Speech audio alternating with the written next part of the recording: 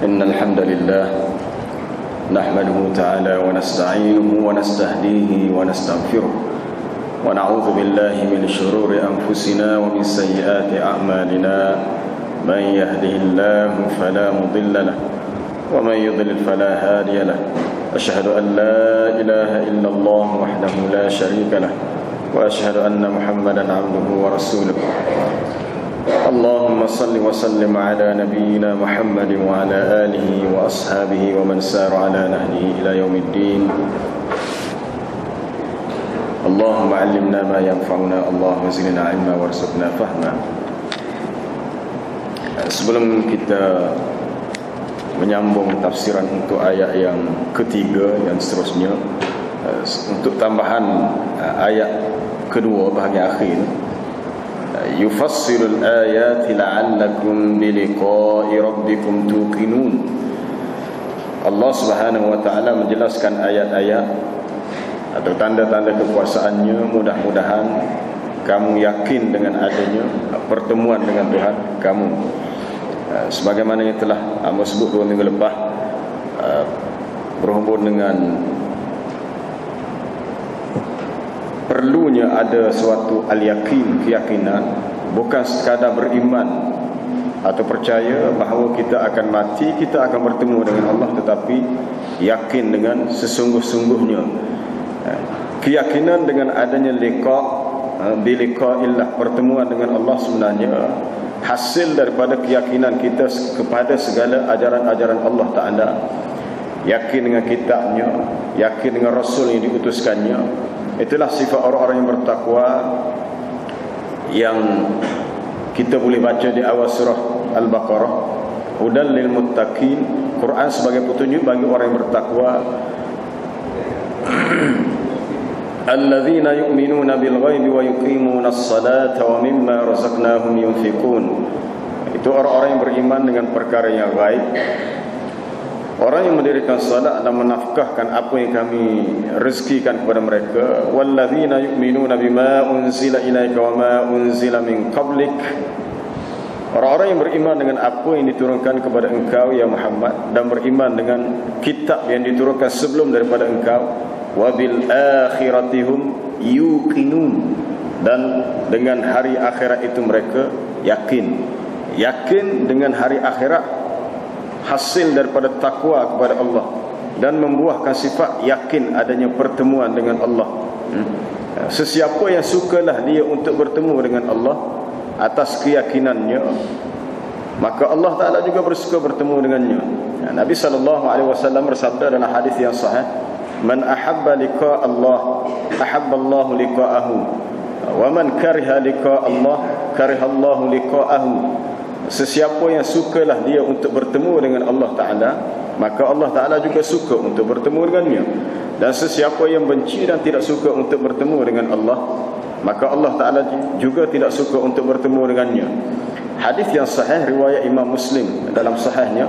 Lalu para sahabat berkata, akarahiyatul maut, adakah kematian ini sesuatu yang memang sudah yang dibenci, yang tidak disukai? Lalu Rasulullah memberi jawapan, bukan begitu. Kerana seseorang yang mukmin, yang beriman, apabila sampai kematian dan sampai waktu untuk dia bertemu dengan Allah Ta'ala, maka diberi khabar gembira kepadanya dengan mendapatkan ampunan, dengan balasan syurga. Lalu ia merasa suka dan seronok untuk bertemu dengan Allah. Adapun orang-orang yang kafir, apabila sampai ajalnya, maka dia diberi suatu khabar yang menduga citakan, iaitu mendapat balasan azab dan seksa. Lalu dia tidak mahu untuk bertemu dengan Allah. Jadi segala tanda tentang kuasaan Allah yang dinyatakan dalam ayat yang kedua, langit ditinggikan, dipermudahkan matahari dan bulan, dan semuanya berjalan mengikut peraturan sistem yang Allah Ta'ala tentukan, untuk memberikan suatu keyakinan kepada kita adanya liqa, pertemuan dengan Allah. Manusia tidak diciptakan sia-sia. Manusia tidak dijadikan oleh Allah Ta'ala begitu sahaja. Kehidupan yang tersedia di atas muka bumi bukanlah kehidupan yang percuma dan begitu sahaja, sekadar untuk memenuhi naluri tabiat manusia. Perlu kepada makan, perlu kepada minum, perlu kepada rehat. Kalau itu yang manusia cari, bermakna taraf manusia sama dengan haiwan. manusia menanggung suatu tanggungjawab yang besar, kewajipan yang besar, iaitu untuk melaksanakan perintah Allah yang ditaklifkan dalam suatu sistem hidup yang dinamakan Islam. Apabila selesai tugas seseorang manusia dengan berlakunya kematian, maka setiap manusia akan disoal apabila berlakunya liqa', pertemuan. Dan tidak ada seorang pun di antara kita yang tidak akan bertemu dengan Allah, melainkan semuanya bertemu dengan Allah. Aynama takunu ya'ti bikumullahu jami'a. Di mana sahaja kamu berada, maka Allah Ta'ala akan bawa semua kamu, akan bawa kamu untuk menghadapnya. Ayat ini sebenarnya berkenaan dengan cerita pertukaran arah kiblat yang pernah kita baca tafsiran dalam juzuk yang kedua surah Baqarah. Tapi Allah Ta'ala memberitahu kamu berada sama ada di barat, di timur, di selatan, di utara. Apabila sampainya masa untuk bertemu dengan Allah, kamu mati atau dunia ini sudah kiamat, maka semua akan pergi ke sana. Jadi untuk lari tidak boleh lari, tetapi kita perlu bersedia dan yakin. Keyakinan itulah yang memberikan kepada kita suatu kekuatan bahawasanya ujian yang kita lalui di dunia adalah bersifat sementara. Doa yang masyhur yang biasa kita baca khususnya dalam kunut kalau semaya tarawih, Allahumma qsim lana min khasyatika ma tahulu bihi bainana wa baina ma'siyatik wa min ta'atika ma tuballighuna bihi jannatak wa min al-yaqini ma tuhawwinu bihi alaina masa'ibad dunya. Ya Allah, kurniakanlah, berikanlah kepada kami, bahagikanlah untuk kami rasa khasyah, takut kepada kamu, sehingga ketakutan itu memisahkan antara kami dengan perbuatan maksiat. Dan berikanlah kepada kami ketaatan yang menyampaikan kami kepada syurgamu, dan berikan kepada kami keyakinan yang menyebabkan kami terasa mudah dan ringan untuk berdepan dengan segala musibah di atas dunia. Wa minal yaqin ma tuhawwinu bihi alaina masa'ibad dunya. Jadi bila kita yakin, kita susah, kita diuji dengan pelbagai musibah atas dunia, bahawa setiap yang berlaku ni ada hikmahnya. Tidak ada suatu musibah yang berlaku melainkan ada hikmahnya. Apabila para sahabat diuji dengan suatu peperangan yang sangat jauh perjalanannya, peperangan Tabuk yang telah kita baca tafsirannya dalam surah At-Taubah dahulu, maka orang-orang munafik mengatakan begitu dan begini, kalau pergi ke sana kamu akan mendapat musibah. Katakanlah kepada mereka, kul lan yusibana illa ma kataballahu lana huwa maulana. Katakanlah, tidaklah sekali-kali menimpa kami, tidaklah menimpa ke atas kami oleh sesuatu musibah, melainkan ia telah ditentukan oleh Allah. Nabi SAW bersabda dalam hadis yang sahih riwayat Imam Muslim, ajaban li amril mu'minin, sungguh ajaib dan pelik urusan orang mukmin. Inna amrahu kullahu lahu khairun, sesungguhnya urusan orang beriman semuanya adalah baik untuk dia. In asabathu sarra syakara fakana khairan lah, sekiranya dia ditimpa oleh kebaikan maka dia mendapat, lalu dia bersyukur, dan itu adalah kebaikan bagi dia sebab dia dapat pahala bersyukur. Wa in asabathu dharra sabara fakana khairan lah, sekiranya dia ditimpa oleh kesusahan maka dia boleh bersabar, dan kesabaran itu jadi kebaikan bagi dia sebab dia dapat pahala bersabar. Walaysa dzalika li ahadin illa lil mu'min, dan perkara itu tidak berlaku kepada sesiapa pun kecuali bagi orang yang beriman. Dapat hal tu pun ada pahala, dapat hal ni pun dapat pahala. Kenapa ini berlaku? Sebab yakin. Yakin yang kita minta. Wa minal yaqin ma tuhawwinu bihi alaina masa'ibad dunya. Dalam kaedah fiqhiyah ada satu kaedah kulliyah, kaedah yang besar disebut al-yaqin la yuzalu atau la yazulu bisyak. Keyakinan tidak boleh dihilangkan dengan syak. Dalam kaedah fiqh, bila kita buat sesuatu yang disertakan dengan keyakinan, maka ia sudah memadai. Kaedah ini diistimbatkan oleh para ulama apabila Nabi SAW bersabda, ketika baginda mendengar pengaduan seorang lelaki yang rasa syak dalam solat dia, adakah wuduk dia terbatal ataupun tidak, dia was-was batal ke Ismail tadi. Dalam kes yang lain, seorang mengadu dia syak dalam solat, adakah dia sembahyang 3 ke 4 ya. Lalu Nabi SAW bersabda, "Idza syakka ahaduhum fi salatihi falan yadri kam shalla, falam yadri kam shalla thalathan an arba'an, falyatrah asy-syak wal yabni ala mastaiqana." Apabila seseorang itu syak dalam solatnya, dia tidak tahu dia semaya 3 atau 4 rakaat, maka hendaklah dia membuang rasa syak dan dia bina atas yakin. Tidak sebut bab yakin. Bab yakin ni luas, siapa lagi kepada masalah hukum fiqh. Kalau dia yakin, maka dia boleh terus solat. Tapi kalau ada syak, kalau dirasakan belum cukup, maka dia tambah 1 rakaat dan dia sujud sahwi. Tapi kalau dia yakin, maka dia boleh terus solat. Seseorang yang syak, adakah terbatal wuduknya? Nabi SAW memberi panduan, "Idza syakka ahadukum fi salatihi akhraja minhu syai'un am la fala yakhrujanna minal masjid hatta yasma'a sautan aw yajida rihan." Apabila seseorang merasa syak dalam solat, berasa batal dekat semaya, batal dekat wudu, mungkin dalam keadaan tak sedar keluar angin, dalam keadaan tak berasa, maka janganlah seseorang keluar daripada masjid, yakni keluar untuk meninggalkan solat dan berwudu, sehinggalah dia yakin. Cara yakin tu ialah yasma'a sautan, bunyi. Biasa bila keluar angin ni berbunyi, ataupun mendapati ada bau yang kurang baik, keluar angin daripada perut. Jadi Rasulullah buat suatu, kita punya dia punya kayu pengukur, indikator untuk memberikan keyakinan ialah adanya isyaratun, adanya dalalah, petunjuk isyarat untuk kita membina keyakinan. Kerana sesuatu itu dibina atas asalnya. Bagi seseorang yang solat, asalnya dia sudah berwudu. Jadi tidak berlaku perkara yang membatalkan keyakinan sehinggalah diyakini ianya sudah hilang. Kalau tadi kita dah ambil semaya dah untuk salat maghrib, kemudian masuk isyak, kita pun ialah mungkin kalau dalam masjid kita yakin bahawa wuduk masih ada, tapi kalau kita pergi rata-rata situ sini, lepas tu nak semaya isyak tu rasa ada lagi kedai semaya ni, kita dah berasa. Kalau kita yakin bahawa masih ada, kita boleh terus solat. Kalau seandainya betul batal dah wuduk, cuma kita lebih yakin, maka solat dikira sah, sebab dibina atas keyakinan. Kecuali kalau orang itu yakin bahawa wuduk itu sudah batal, itu lain cerita lah, sebab dibina atas keyakinan. Adapun terbatalnya wuduk tadi berlaku dalam keadaan dia tak sedar, dia tak tahu, maka dia dibina di atas keyakinan, dan solat itu dikira sah atas keyakinan ketika itu. Dan ia masuk dalam banyak kawaid mundarijah, kaedah-kaedah cabang dalam masalah fiqh berkenaan dengan yakin. Al-aslu baqa'u ma kana ala ma kana.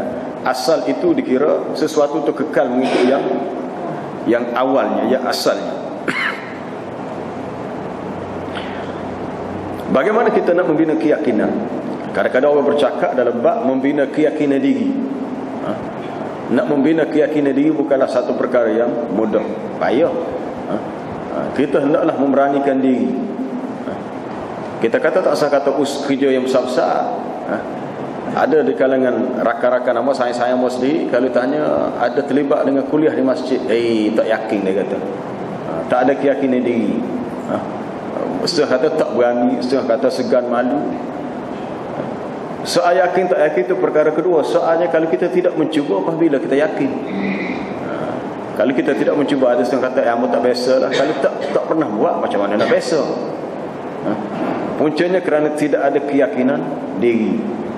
Kalau kita ikutkan kelemahan kita, memang semua manusia ada kelemahan, sehingga kan dia tidak ada rasa keyakinan diri, dan dia rasa tidak boleh berada dalam kalangan manusia kerana hilang Al-thiqah bin nafsi. Bahasa Arab sebut thiqatuka bin nafsika, yakinnya kamu terhadap diri kamu. Baik. Agama mengajar kepada kita keyakinan itu bermula dengan ilmu. Bermula dengan ilmu. Ilmu itu datang daripada Allah Ta'ala. Segala yang manusia usahakan yang disebut ilmu teori ni, ilmu sains ni, ilmu yang terhasil akibat daripada eksperimen, uji kaji, berbagai research, kaji selidik yang manusia buat.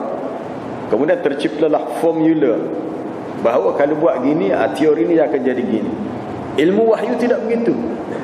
Ilmu wahyu dia tidak bermula dengan eksperimen, kaji selidik, tapi dia mari dalam bentuk pasang siap, sudah siap dah. Kita terima. Cuma dia tidak datang sekaligus. Wahyu itu turun secara beransur-ansur. Kita hanya terima, tidak perlu kita buat kaji selidik apa hikmah salah, apa hikmah haji, apa hikmah. Walaupun mungkin setengah hikmah tu kita tahu, dan mungkin setengah hikmah tu kita tak tahu.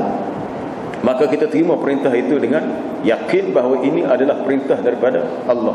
Sebenarnya keyakinan itu kita boleh rasa dari diri kita. Apabila kita beribadat, kita merasa tenang. Apabila kita ingat kepada Allah, jiwa kita rasa tenang. Sebab itu apabila Wabisah bin Ma'bad radhiyallahu anhu datang bertemu Rasulullah dalam hadis riwayat, dua riwayat, Wabisah bin Ma'bad dan Nawas bin Sam'an, dia bertanya tentang albir, berbuat kebajikan. Salah satu jawapan Rasulullah adalah istafti qalbak, mintalah fatwa dengan hati kamu. Minta fatwa ni, tanyalah hati kamu. Kalau kamu yakin yang benda tu baik, kamu rasa tenang untuk melakukannya. Sebab albirru ma itma'anni ilaihi nafs, apa yang jiwa kamu rasa tenang kepadanya. Tetapi apa-apa keburukan ialah jiwa kamu rasa tidak tenang, dan kamu tidak suka kalau ia diketahui oleh manusia. Jadi sebenarnya dalam hati kita dah ada naluri yakin, naluri keyakinan. Manusia tidak boleh berbohong pada diri sendiri, tak boleh tipu diri dia. Sebab hati kecil dia yakin. Dan keyakinan itu yang diceritakan oleh Allah Ta'ala ada dalam hati Fir'aun. Walaupun Fir'aun bermati-matian menolak dakwah daripada Nabi Musa alaihi salam, tapi sebenarnya dia yakin. Wajahadu biha wastaiqanatha anfusuhum zulman wa 'uluwa fanzur kaifa kana 'aqibatul mufsidin. Dia engkar, padahal wastaiqanatha anfusuhum, jiwa mereka, diri mereka yakin. Bukan tidak yakin, dia yakin. Dia yakin dakwah Nabi Musa ni betul, tapi dia masih engkar. Sebab apa? Sebab zulman wa 'uluwa, sebab zalimnya ia dah rasa tinggi diri, rasa angkuh. Kezaliman dan rasa tinggi diri telah menyebabkan dia boleh menolak keyakinan dalam hati dia sendiri. Dia menolak keyakinan yang ada dalam hati dia sendiri. Maka lihatlah bagaimanakah kesudahan akibat bagi orang yang melakukan kerosakan. Jadi semua manusia meyakini akan kebenaran, perkara yang benar, tetapi disebabkan faktor-faktor lain akhirnya dia menolak kebenaran. Dan semua manusia yakin bahawa dia akan bertemu dengan Allah Ta'ala, akan bertemu dengan Tuhan Rabbul Jalil yang akan menjatuhkan hukuman bagi segala apa yang manusia lakukan di atas pentas kehidupan dunia. Keyakinan bermula dengan ilmu. Bila kita dapat ilmu, kita yakin. Dia pergi pada tahap yang kedua, yakin dengan ain, yang telah hamba sentuh dalam bahagian akhir 2 minggu lepas dalam surah Alhaakumut Takatsur. Tuan-tuan balik tolong cari mana-mana buku ke kitab ke yang ada terjemahan, yang ada tafsiran, baca surah At-Takatsur. Alhaakumut Takatsur hatta zurtumul maqabir kalla sawfa ta'lamuna thumma kalla sawfa ta'lamun kalla law ta'lamuna ilmal yaqin. Sekali-kali tidak begitu, kalaulah mereka tahu dengan ilmu yang meyakinkan. La tarawunnal jahim, mereka benar-benar akan melihat neraka yang menyala apinya. Thumma la tarawunnaha 'ainal yaqin, dan mereka akan melihatnya dengan ain. Ain ni mata, dengan pandangan mata yang meyakinkan. Daripada ilmal yakin, tahu yakin, lihat yakin, akhirnya sampai kepada makam yang tinggi, hakul yakin. Hakul yakin ini diceritakan oleh Allah Ta'ala untuk urusan lepas mati. Boleh lihat di akhir suratul Waqiah, dan satu lagi di akhir surah Al-Ma'arij. Surah Al-Ma'arij, inna hadha lahu haqqul yaqin fasabbih bismi rabbikal azim. Surah Al-Haqqah, wa inna lana'lamu anna minkum mukadzibin wa innahu lahasratun 'alal kafirin wa innahu lahaqqul yaqin fasabbih bismi rabbikal azim. Akhir surah Al-Haqqah dalam juzuk 29, dan satu lagi di akhir surah Al-Waqiah. Di akhir surah Waqiah, selepas Allah Ta'ala menceritakan dalam ayat sebelumnya tentang kematian. Tentang kematian. Bila seseorang itu mati, dia akan yakin dengan yakin yang sungguh. Bukan ilmal yakin, bukan ainal yakin, hakul yakin.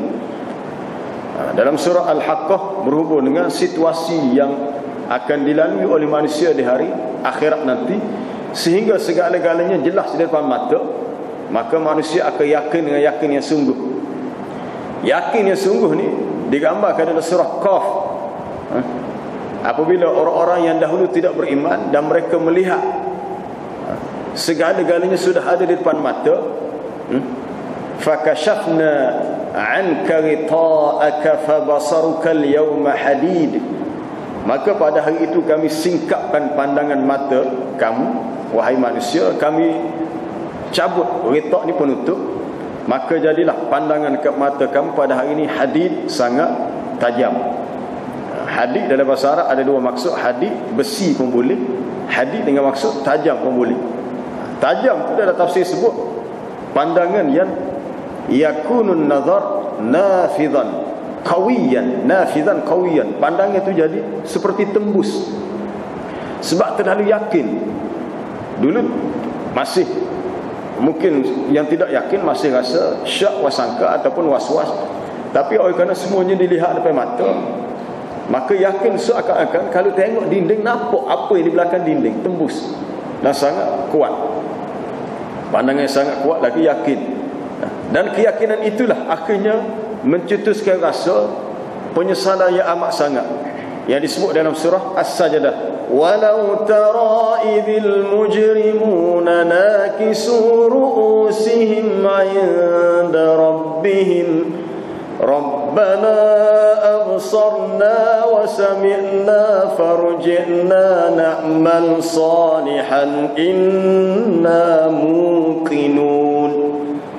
Dan kalaulah engkau ya Muhammad melihat ketika orang-orang yang bersalah, orang-orang yang berdosa itu, nakisu ru'usihim, menundukkan pandangan mereka, menundukkan kepala mereka kerana rasa bersalah, lalu mereka berkata, wahai Tuhan kami, hari ini kami telah melihat segala-galanya, wasami'na, kami telah dengar.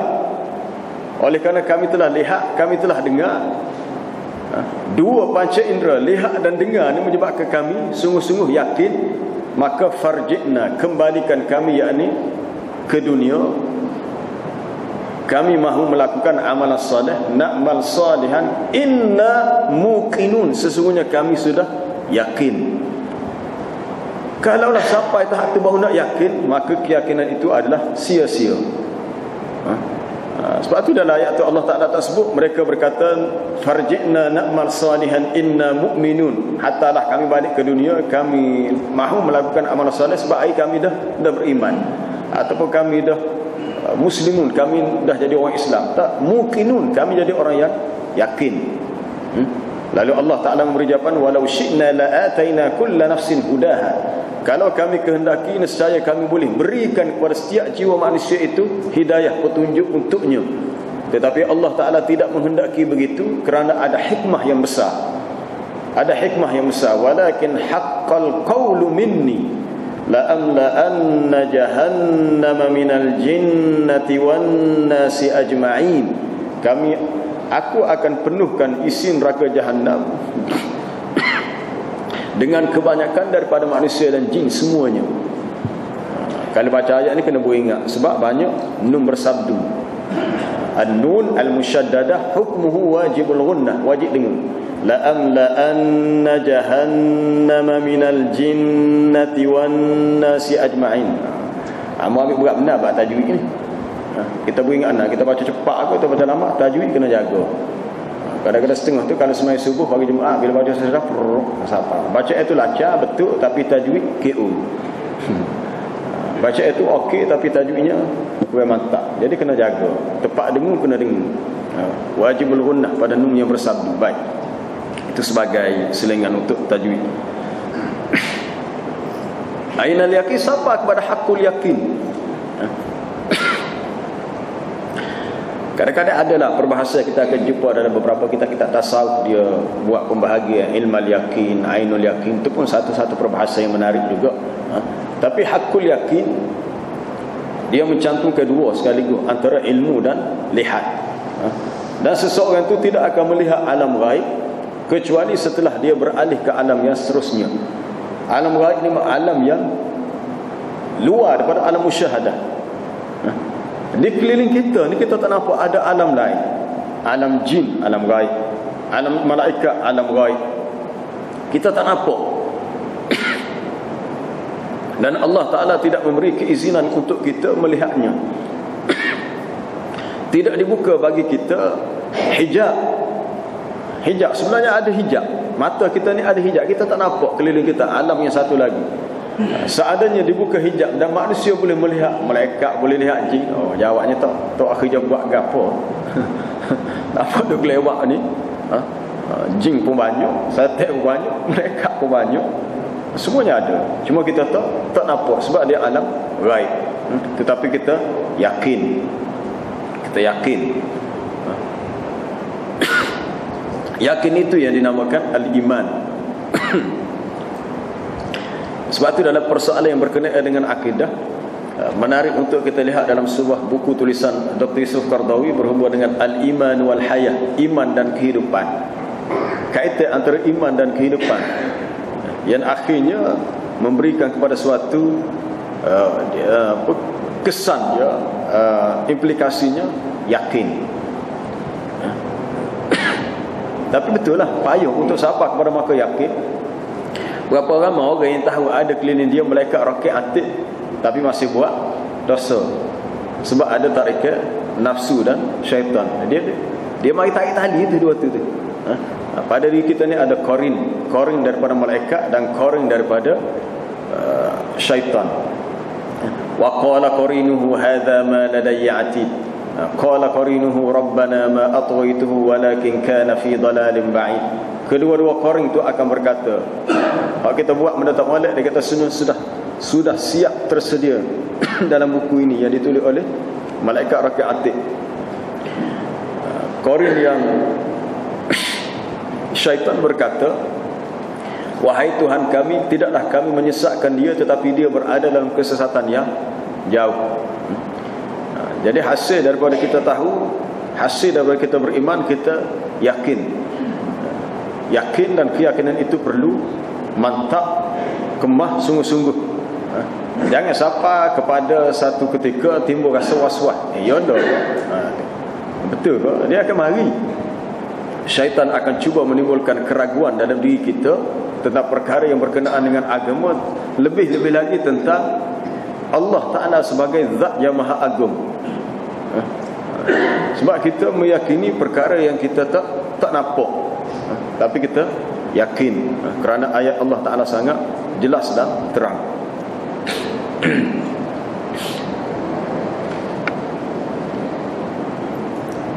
Kemudian cara yang lain, doa. Selain daripada ilmu, doa. Doa ni kita boleh baca, Allahumma inni as'aluka ilman nafi'an. Allahumma inni as'aluka ilman nafi'an wa as'aluka apa dia, imanan kamilan wa as'aluka yaqinan sadiqan. Kita minta kepada Allah Ta'ala supaya diberi keyakinan yang benar, yakin sungguh-sungguh. Kerana apabila ada keyakinan, maka dia tidak akan boleh ditembusi oleh rasa keraguan. Sahabat-sahabat Nabi yang kuat iman sebab yakin dengan janji daripada Allah dan yakin dengan apa yang dikhabarkan oleh Rasulullah sallallahu alaihi wasallam. Mereka boleh bertahan dengan ujian yang berat sebab yakin. Kalau tidak ada faktor keyakinan, dia tidak akan buat. Ada yang sanggup diseksa dan boleh bertahan. Khabbab al-Arat, seorang sahabat yang diseksa, dibakar atas api sampai padam api hasil daripada peluh. Tubuh kita bila panas dia akan keluar peluh. Air peluh titik tu menyebabkan api dia tu padam. Setara mana? Lekat parut bekas kena salah atas api. Tapi dia boleh bertahan walaupun sakit sebab yakin sungguh-sungguh. Jadi keyakinan ini menghasilkan sesuatu yang sangat ajaib dan hebat dalam sejarah ketamadunan manusia dan tidak wujud dalam sistem, dalam agama lain kecuali dalam Islam. Sebab apabila seseorang yakin dan iman itu masuk dalam hati dia, ia tidak mampu diganggu gugat. Sa'ad bin Abi Waqqas bila dia masuk Islam, mak dia protes, bantah, kamu mesti kembali kepada agama asal. Dia kata, wahai ibu, kalau ibu ada 100 nyawa, patut nyawa cabut so-so. Cabut so ada 99, cabut so ada 98. Mana masih hidup lah. Masih hidup. Saya tidak akan kembali kepada agama yang asal. Saya akan terus bersama dengan agama yang dibawa oleh Muhammad sallallahu alaihi wasallam. Yakin. Yakin. Suhaib bin Sinan asalnya daripada Rom, bila mendengar berkembangnya dakwah Islam di Mekah, dia pergi cari Nabi sallallahu alaihi wasallam di Mekah. Dia masuk Islam. Akhirnya dia yakin. Hasil keyakinan, walaupun dia asalnya kaya, dia sanggup tinggal segala harta dia, kerana dia yakin bila berhijrah ke sana, ke Madinah, ada lagi rezeki yang lain.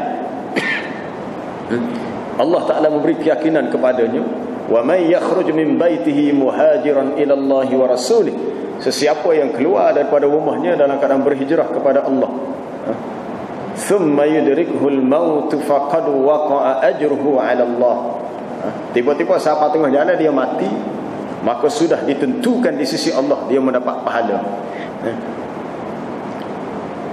Wa man yuhajir fi sabilillah yajid fil ardi muragaman katsiran was'ah.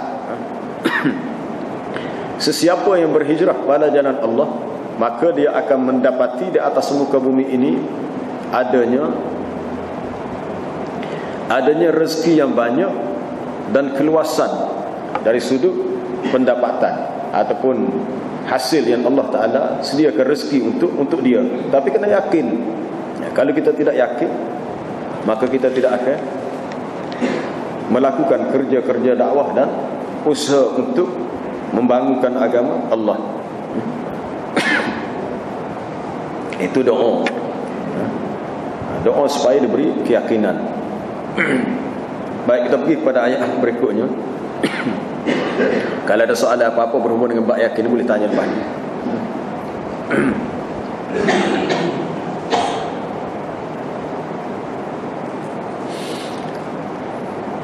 A'udzu billahi minasy syaithanir rajim. Wa huwal ladzi maddal arda wa ja'ala fiha rawasiya wa anhara. Wa huwal ladzi maddal arda wa ja'ala fiha rawasiya wa anhara. Wa min kulli thamarati ja'ala fiha zawjayn ithnayn. ومن كل الثمرات جعل فيها زوجين اثنين يغشي الليل النهار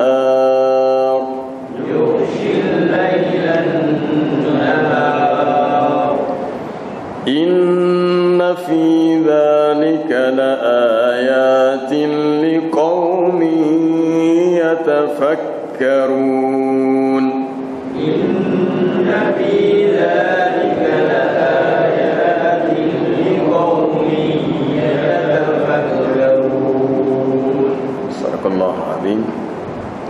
Dan dialah Allah yang telah membentang luas bumi ini, yakni terhampar, dan dia menjadikan di atas muka bumi ini adanya rawasiya, bukit bukau, gunung ganai yang kukuh, dan adanya anhara, sungai-sungai, dan daripada setiap jenis buah-buahan dia jadikan sifatnya berpasangan, dua-dua. Ada pokok tumbuh-tumbuhan yang jantan, ada yang betina, untuk proses dia punya dia punya cara dia membiak ataupun bertambah banyak. Dia yang menutup malam siang, malam bertukar jadi siang, siang bertukar jadi malam. Sesungguhnya pada yang demikian itu terdapat tanda-tanda kekuasaan Allah bagi kaum yang berfikir. Baik, ayat yang ketiga ni beralih kepada tanda-tanda kekuasaan Allah yang boleh dilihat di atas muka bumi. Ayat yang sebelumnya berhubung dengan Ia punya topiknya tentang langit. Langit itu 7 lapis. Kemudian apa dia lagi, matahari, bulan, itu langit. Kemudian bumi, dia lebih hampir dan dekat dengan kita. Bumi ini Allah Ta'ala jadikan ia bersifat mabsutah ataupun terbentang, terhampar kerana luasnya ia. Walaupun sebenarnya bumi ini bulat. Bulat tu ni sebab dia besar. Cuma bila kita ni kecil, maka kita nampak dia terbentang seperti suatu hamparan yang luas. Sebelum manusia mengetahui bumi bulat, mereka ingat bumi ini seperti benda yang apa dia? Yang flat, yang rata. Rata makna kalau jalan jauh pun jatuh bawah. Jatuh mana tak tahu lah. Dia kuasa bumi ini seperti suatu lantai yang rata. Bila sampai di hujung ke jatuh. Ya. Tapi akhirnya manusia menemui menemui fakta bahawasanya bumi ini bulat, hasil daripada rehlah pengembaraan. Bila musim-musim akhirnya sapa-sapa yang sama.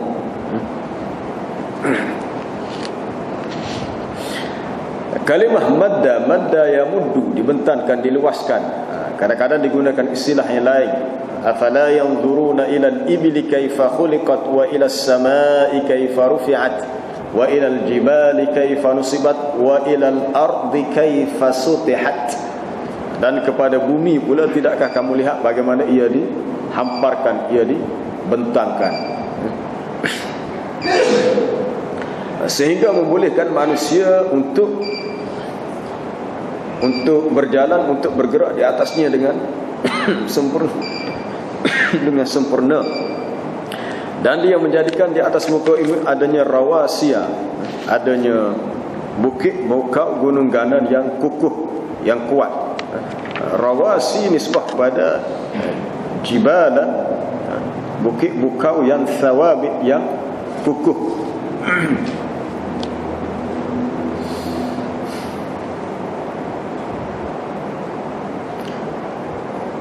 Ataupun bukit bukau yang disifatkan rasiyat syamikhat, yang kukuh ataupun yang teguh, yang kuat.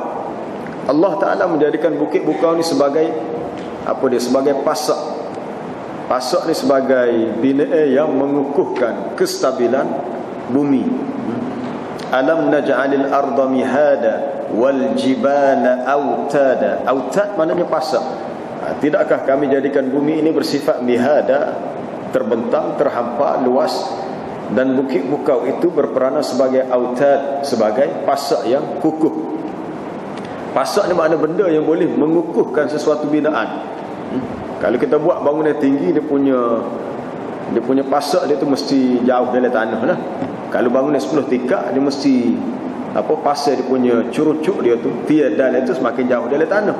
Kalau bangunan itu setingkat 2 tingkat, tidak ada dalam sangat, bergantung kepada ketinggian bangunan. Jadi bumi begitu juga. Allah Ta'ala jadikan ia sebagai autad, pasak, merujukkan kepada kuah, kekuatan. Sifat autad untuk menggambarkan kekuatan disebut dalam surah Al-Fajr berhubung dengan kisah satu kaum. Alam tara kaifa fa'ala rabbuka bi'ad irama dhatil imad. Imad itu tiang. Tidakkah kamu lihat apa yang Tuhan kamu lakukan kepada penduduk Iram, bukan Iran, ada sekarang ini Iram, alif ram mim. Alam tara kaifa fa'ala rabbuka bi'ad, iaitu merupakan kaum Ad yang terletak di Yaman, kawasan yang dinamakan Ahqaf. Mereka ini adalah suatu golongan yang mempunyai imad, kekuatan. Asalnya imad ni tiang. Tiang imad sama dengan autad, pasak. Peranan bukit adalah untuk keseimbangan bumi, supaya bumi ini tidaklah sentiasa mengalami zilzal, gempa bumi. Mengikut ahli kajian geologi, dia punya jalur perjalanannya, kawasan gempa bumi daripada atas banjaran Himalaya, dia terus turun melalui bahagian Arakan di Myanmar tu, yang tepi laut Teluk Benggala, terus pergi kepada Pulau Sumatera,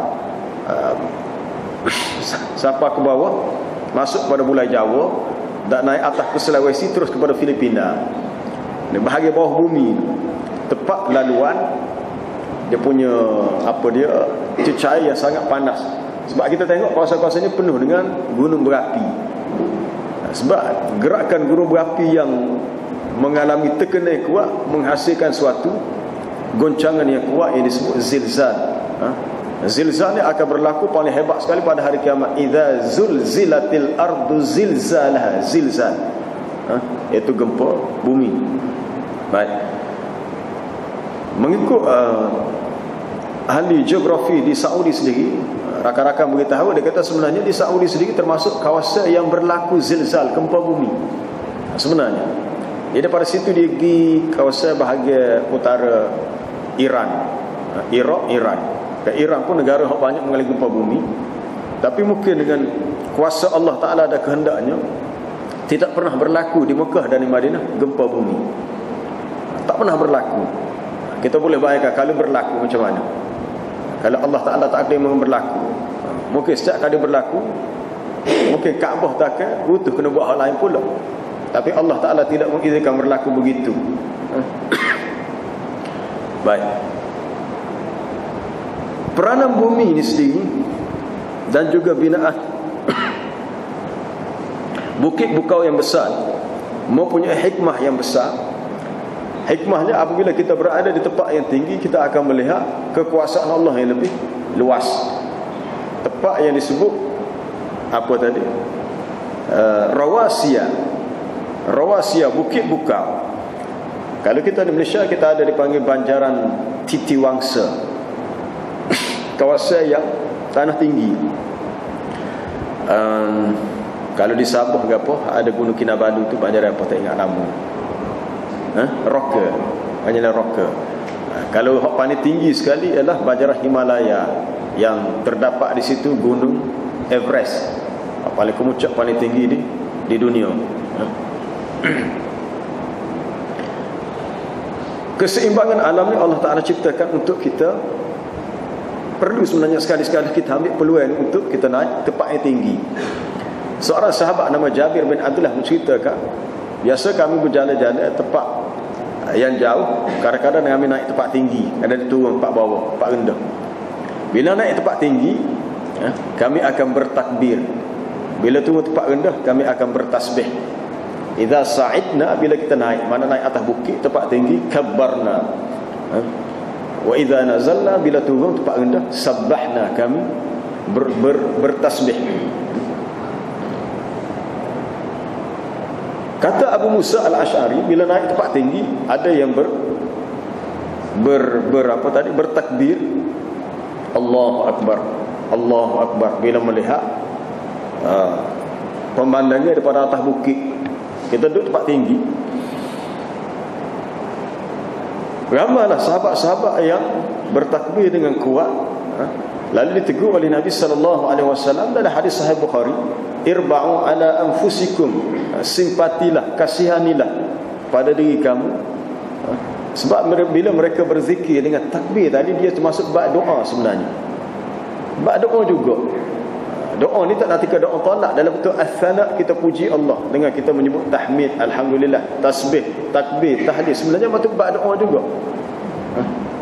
Bab doa ni ada dua, doa talak dan doa sana.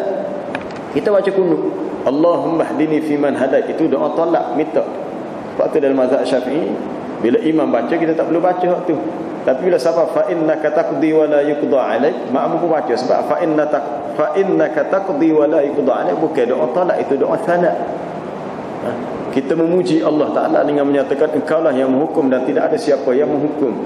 Padahal kalau makmum baca pun boleh, tak si baca pun tak apa, cukup dengan imam baca. Baik. Tapi untuk menyatakan beza antara doa talak dengan doa sana. Baik, kembali kepada cerita sahabat yang naik bukit tadi, sebab sebut rawasiyah, bukit sini. Lalu mereka bertakbir. Oleh kerana takbir dia tinggi, kuat, tak perlu kuat. Allahu Akbar biasa. Biasa kita dengar tempat-tempat ceramah, tengah-tengah semangat takbir. Ada. Tempat-tempat ceramah ada. nak menaikkan semangat.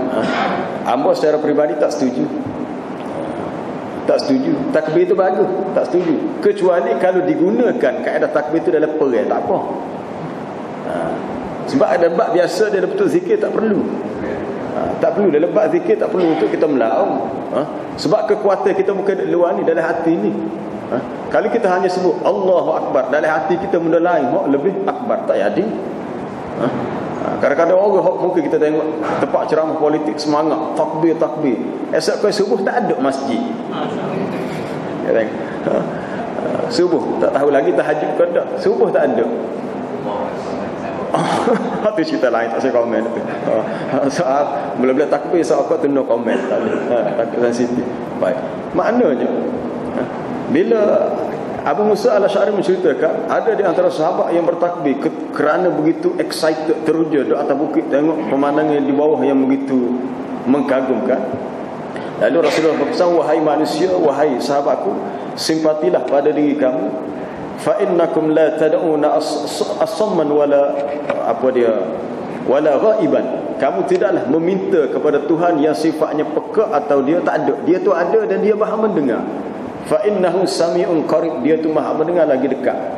Jadi kamu nak takbir ke, nak berdoa secara khusyuk ke, nak bertahmid ke apa, tak perlu kamu meninggikan suara.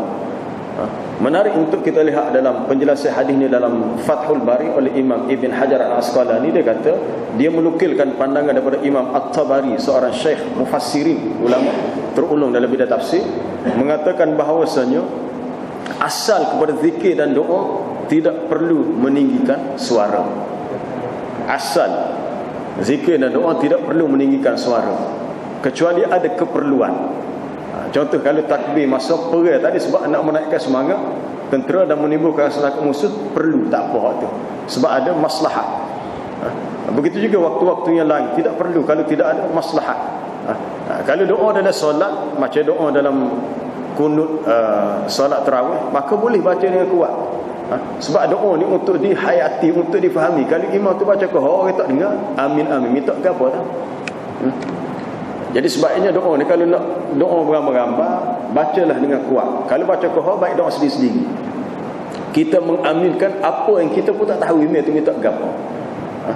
Sebab tak hamba sendiri, kalau kita pergi masjid, bila imam baca doa, kalau kita dengar, kita cukup amin. Tapi kalau kita tak dengar ke apa dia, baik kita doa sendiri. Sebab kita tak dengar dan kita tidak mahu menipu Allah Ta'ala, minta ya Allah perkenan, kena gapo tak? Sebab kita tidak tahu apa yang kita minta. Sebab doa ni perlu kepada penghayatan. Jadi perlu jelas gapo dia hak kita nak minta, selain daripada faham dan kita dengar dengan jelas. Biasa orang Arab gitu. Kalau di Saudi tak lah, mungkin negara-negara lain termasuk di Mesir, kalau tak ada doa, dia akan doa sendiri-sendiri. Kalau doa, imam akan doa dengan kuat. Tujuan kuat ni bila makmum dengar dia amin, dia faham. Dia tak akan berlaku kohor. Biasa pak kita kohor, lepas tu tak amin amin. Biasanya kita begitulah. Ini suatu perkara yang perlu kita beri perhatian untuk kita kemah lagi untuk lebih sempurna. Baik. Wa anhara, dan sungai-sungai. InsyaAllah ni Allah Ta'ala jadikan juga di atas muka bumi adanya sungai. Sungai menjadi salah satu nikmat Allah Ta'ala yang besar. Sungai menjadi salah satu nikmat Allah yang besar, sehingga digambarkan bahawasanya sungai Nil dan sungai Furat yang ada di sungai Nil di Mesir dan sungai Furat di Iraq tu seperti, Nabi kata seperti apa dia? Sungai yang mengalir daripada syurga. Dalam hadis bahawasanya Al-Furat, Nil, Sayhan, Jaihan, dua-dua nama, semua ini adalah sungai-sungai daripada syurga. Sebab perkataan sungai sangat sinonim dengan syurga. Mana-mana ayat kita baca dalam Quran, bila disebut syurga, jannat, lepas tu tajri min tahtihal anhar, sungai yang mengalir di bawah syurga, yang di bawahnya ada sungai yang mengalir. Kenapa dikaitkan syurga itu dengan sungai, dengan ada sungai? Sebab fitrah manusia suka kepada air. Sebab manusia ni berasal daripada tanah yang bercampur dengan air, kemudian dijadikan keturunan manusia daripada benih, air benih yang bercampur, min nutfatil amsyaj. Jadi manusia suka kepada air. Buktinya anak-anak kita kadang pergi mana tempat dia panggil legun-legun, Sunway Lagoon. Sunway Lagoon tu di Kuala Lumpur lah. Ataupun kat Gambang di Kuantan, tempat taman tema air. Oh, duduk sehari situ tak apa, tak sebalik. Duduk 2-3 hari tak sebalik sebab suka dengan permainan air. Fitrah manusia suka kepada sesuatu yang dikaitkan dengan air. Sama ada bunyi air mengalir, maka Allah Ta'ala memberi tawaran adanya sungai-sungai yang mengalir. Mathalul jannati allati wa'idal muttaqun, perumpamaan syurga yang dijanjikan kepada orang yang bertakwa. Boleh lihat dalam surah Muhammad ayat ni. Fiha anharum min ma'in ghairi asin. Dalam syurga ada sungai-sungai yang airnya tidak berubah, air yang tetap sebagaimana asalnya. Wa anharum min labanin lam yataghayyar ta'mu. Sungai-sungai daripada air susu yang tidak berubah rasanya. Tidaklah ia menjadi masam atau tidaklah ia menjadi rosak, dia kekal dengan rasa yang original susu. Wa anharum min khamrin lazzatil lisyaribin, dan sungai-sungai daripada air arak yang lazat oleh orang yang meminumnya. Lazat itu rasa sedap, tidak seperti arak di dunia yang memabukkan. Dalam syurga ada juga arak. Dan arak itu bukan mari sebotol 2 botol, tapi mari dalam bentuk sungai. Dan yang keempat, wa anharum min asal, sungai daripada madu yang musaffa, yang tertapis, yang tidak bercampur dengan usus yang luar. Itu sebahagian daripada nikmat syurga yang berupa nikmat sungai. Sebelum itu kita akan jumpa apa yang disebut dengan Kautsar. Inna a'tainakal kautsar. Sesungguhnya kami berikan kepada kamu ya Muhammad al-Kautsar. Ada 2 tafsiran. Kautsar kebaikan yang banyak, Kautsar juga dengan maksud haud, satu kolam yang Allah Ta'ala berikan khusus untuk Nabi dalam syurga. Tapi sebelum syurga tu, di mahsyar tu sendiri dah ada haud. Haud dengan Kautsar ni dia ada apa dia? Ada connection, dia ada hubungan, ada pertalian. Sebab air pada haud ini, air daripada kolam haud ini mengalir daripada Kautsar sana. Maka di mahsyar nanti kita akan jumpa dengan Nabi situlah. Akan jumpa Nabi, dan dia akan memberi minum kepada kita bagi sesiapa yang dia kehendaki. Bukan semua boleh minum. Ada dah hadis Sahih Bukhari, ada orang tak boleh minum. Atau kena cerita naik kali siapa dia tak boleh minum. Orang yang boleh minum air itu sebenarnya air itu adalah air daripada sungai yang mari daripada syurga yang disebut Kautsar. Maka sesiapa yang minumnya la yadma'u ba'dahu abadan, dia tidak akan merasa dahaga selama-lamanya. Sekali minumnya bila tidak dahaga lagi, walaupun kehidupan selepas itu masih panjang. Itu cerita sungai di dalam syurga. Macam mana saiz dia besar setang mana, kita tidak boleh nak kias atau nak ukur dengan logik akal, sebab ini adalah urusan akhirat yang hanya diketahui melalui perkhabaran hadis. Bolehlah rujuk dalam Sahih Bukhari, ada bahagian khas tentang sifatul jannah, termasuk sifat-sifat syurga. Ataupun dalam Sahih Muslim, ataupun kalau nak lengkap lagi dalam kitab Hadil Arwah ila Biladil Afrah, ataupun sifatul jannah. Rekasa bagi kitab itu dinamakan, nama dia Sifatul Jannah oleh Imam Ibn Al-Qayyim Al-Jauziyah. Sebuah kitab yang disusun untuk menggambarkan sifat-sifat syurga. Cuma kita nak kaitkan dengan salah satu elemen yang ada di situ, sungai. Allah Ta'ala permudahkan sungai untuk kita. Kita sungai ni sama lain kali soalan, insya-Allah. Ya, cikgu. Sakratul maut dan hak yakin. Ya. Benda-benda apa yang dilihat oleh manusia semasa dia sakratul maut menyebabkan dia timbul hak yakin? Yang menyebabkan sebahagian dia berduka cita dan sebahagian dia sangat berduka. Ya, bagus. Apabila manusia berdepan dengan sakratul maut, apakah yang sebenarnya dilihat oleh seseorang manusia yang nak mati itu sehingga dia benar-benar yakin? Memang dia akan lihat, dia akan nampak. Seorang manusia itu akan melihat dan akan Nampaklah benda tu. Fa amma in kana minal muqarrabin farauhun wa raihanun wa jannatu na'im. Sebelum tu, falaula idza balagatil hulqum, mengapakah tidak ketika nyawa sudah sampai ke halqum, wa antum hina idzin tanzurun, padahal kamu wahai orang yang nak mati ni ketika itu kamu melihatnya, nampak ni. Orang yang keliling dia tak nampak, orang yang nak mati ni nampak. Apa yang dia nampak? Dia akan nampak segala-galanya. Nampak malaikat, dia akan nampak datangnya syaitan untuk mengganggu dia, nak memurtadkan dia supaya tidak mati dalam keadaan beriman. Na'udzubillah. Sebab tu kita kena memanyakkan doa. Apa dia? Rabbi a'udzubika min hamazatis syayatin wa a'udzubika rabbi an yahdurun. Wa a'udzubika, aku berlindung denganmu Rabbi, wahai Tuhanku, an yahdurun, datangnya syaitan-syaitan ketika nak mati. Dia akan mari untuk ganggu kita. Sebab tu Nabi ajar doa, satu doa, Allahumma inni, apa dia? A'udzubika an amuta ladira, a'udzubika min an yatakhabbatani asyaitanu indal maut. Aku berlindung denganmu ya Allah supaya tidak diganggu gugat, dikacau oleh syaitan ketika nak mati, ketika bertemu dengan ajal. Apa yang dilihat oleh si mati ni? Dia akan melihat tempat duduknya. Tu nombor satu. Dia akan nampak dah. Dia nampak dah. Itu disebut dalam perkhabaran hadis yang lain. Apabila matinya seseorang manusia sehingga selesai daripada mati tadi, start pada mati sampailah selesai, apa kita kata, daripada mayat tu dah jadi satu jenazah yang siap untuk dikebumikan, maka dia akan melihat maq'aduhu, tempat duduk dia, minal jannati awin nar, sama ada dia akan duduk esok masuk dalam syurga neraka. Dia nampak dah.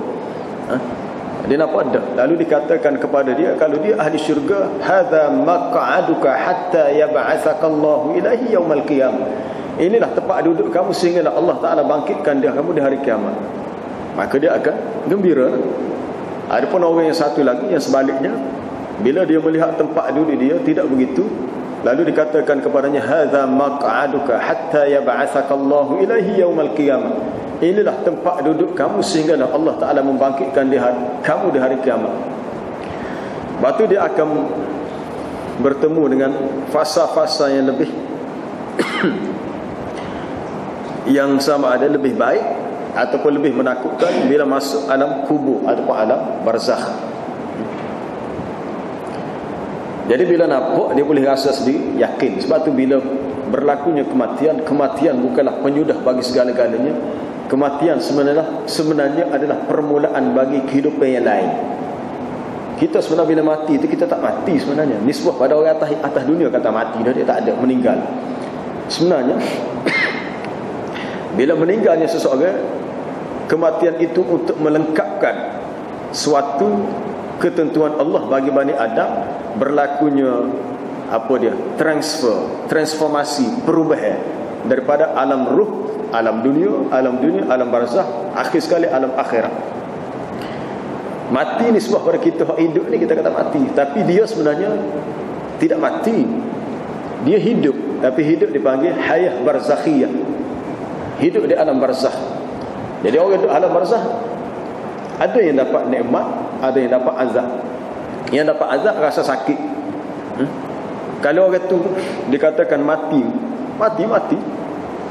jasad dia tidak sakit, itu jasad, tapi ruh hidup di alam barzakh melibatkan persoalan ruh, sama ruh tu mendapat nikmat atau mendapat sakit.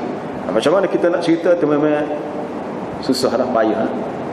Sebab ia berada dalam di luar lingkungan akal kita. Tapi alam barzakh ni sangat pelik, sangat ajaib. Nabi Musa alaihissalam digambarkan oleh Nabi dalam satu hadis yang sahih, dalam peristiwa Mi'raj, aku melihat Musa sedang salat dalam kuburnya. Nabi Musa berdiri, ada dalam hadis, dia salat. Macam mana? Nabi-nabi, rasul-rasul dia tidak mati. Fi kuburihim ahya, dalam kubur mereka tu hidup. Mereka hidup dalam keadaan mereka salat kepada Allah. Manakala orang-orang yang celaka dan mendapat balasan seksa, mereka terus diseksa. An-naru yu'raduna 'alaiha ghuduwan wa 'ashiyya. Fir'aun dan pengikut-pengikutnya mendapat balasan api siang dan apa dia pagi dan petang. Pagi dan petang tu belum masuk neraka lagi. Wa yauma taqumus saa'ah, pada hari berlakunya kiamat, adkhilu ala fir'aun ashaddal azab. Lalu dimasukkanlah semua pengikut Fir'aun itu ke dalam azab yang pedih. Maknanya azab yang sebelumnya adalah azab di dalam kubur. Dia rasa dan dia sudah nampak. Itulah yang menimbulkan keyakinan kepada orang yang sudah melihatnya. Tapi cuma nak berpatah balik tak boleh dah. Nak berpatah balik ke dunia tak boleh. Jadi yakin dahulu, pendapatan yakin, kemudian tidak ada gunanya. Kalau kita nak bersedia daripada sekarang ni. Sebab tu orang yang bijak ni orang yang banyak ingat kepada mati. Adakah disebut dalam hadis, walaupun hadis itu tidak kuat dari kesananya, al-kayyis man dana nafsahu wa amila lima ba'dal mauti. Orang yang bijak, orang yang pintar, orang yang cerdik ni orang yang sentiasa menghitung, mengira dirinya. Mana yang lebih banyak hak dia buat, benda baik ke benda buruk, dan dia beramal untuk kehidupan selepas kematian.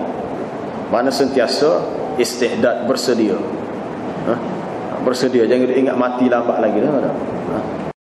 Kita ni semakin dekat dengan mati tanpa mengira kita ni masih muda ataupun kita sudah menjangkau usia yang lewat. Kita akan jumpa, semua akan jumpa, dan kita kena benar-benar bersedia, sentiasa bertaubat, beristighfar. Walaupun kita rasa tak ada rasa kita buat, tak boleh, kena rasa ada lagi. Kena ada rasa, menyebabkan kita akan sungguh untuk sentiasa beristighfar dan minta supaya mati dalam keadaan husnul khatimah, keadaan yang baik kesudahannya. Subhanakallah bihamdika asyhadu an la ilaha illa anta astaghfiruka wa atubu ilaik. Wal 'asri innal insana lafi khusr illa alladhina amanu wa 'amilus salihat wa tawassaw bil haqqi wa tawassaw bis sabr. Alhamdulillah.